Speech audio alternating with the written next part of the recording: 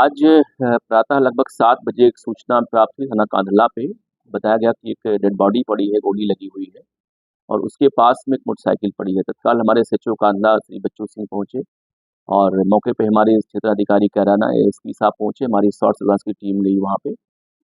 उस मृतक की पहचान मोनू उर्फ गुल्लू पुत्र सुरेंद्र की हुई, इसकी लगभग 22 साल थी।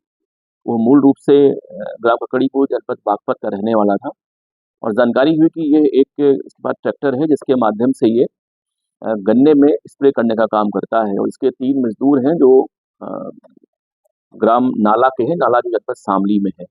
दोनों गांव ट्विन्स हैं, बगल-बगल में ही है, केवल टेक्निकली सीमा का अंतर है छोटा-सा। तो पर डे मॉर्निंग में आता बाइक लेकर के उस मजदूरों को लेके जाता था ये अपने ट्रैक्टर पे और दिन भर ये काम करता था खेतों में, इसके बाद शाम को लाके उनको छोड़ देता था।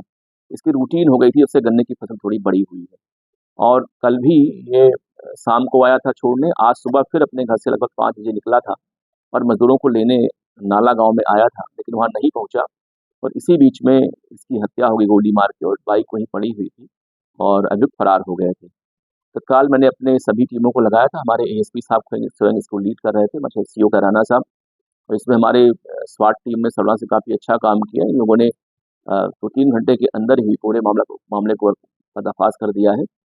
जानकारी हुई कि जो लड़का मृतक मोनू है, ये मोटा ककड़ीपुर का रहने वाला है और इसकी उसी गाँव जनपद बागपत के उसी गाँव में एक युवती से प्रेम प्रसंग चल रहा था, उसकी पड़ोसी थी और उस युवती का चचेरा भाई है जो अभी गिरफ्तार हुआ है, कार्तिक पुत्र योगेश, ग्राम ककड़ीपुर का रहने वाला है। वो उसको बहुत ही ज़्यादा आपत्ति से इस बात को लेकर के उसने कई बार मना किया उसे, लेकिन वो नहीं माना और करीब 1 पखवाड़े पहले इनका विवाद भी इसको लेके हुआ, इसने इसको धमकाया भी। तो कार्तिक पुत्र योगेश है, इसकी दोस्ती अर्जुन पुत्र महेश वीर निवासी ग्राम नाला से और सत्यम निवासी भारसी से थी और इसने उनके साथ सेटिंग की। इन लोगों ने आज रात में बल्कि भोर में 4 बजे ही तमंचे लेके पुलिया पर बैठ गए थे और जैसे ही वो बाइक लेकर के मजदूर लेने के लिए आ रहा था, उसी बीच में इन लोगों ने इसको रोका, उससे हाथापाई हुई, वो बाइक लेके तेजी में भागा बाएँ मुड़ के चक्रोट पे। लेकिन चूँकि वो 3 लोग थे, इन लोगों जाके घेर लिया उसको और घेर के लोगों ने इसका स्टिमुलेट किया और गोली मार दी उसपे लगा नज़दीक से ही उसको। और इसीलिए देखिए उसके चेहरे पर या उसके सर पे जो है सभी ब्लैकनिंग लगी हुई है। उसकी डेथ हो गई, तत्काल पैदल वहाँ से भाग गए। अभी हम लोगों ने गिरफ्तार किया इनको, अभी 2 अभियुक्त इसमें हमारे बचे हुए हैं जो क्रमशः अर्जुन और सत्यम है। हमारी स्वाट की शेष टीम वहाँ पे लगी हुई है, गिरफ्तार हम लोग कर लेंगे।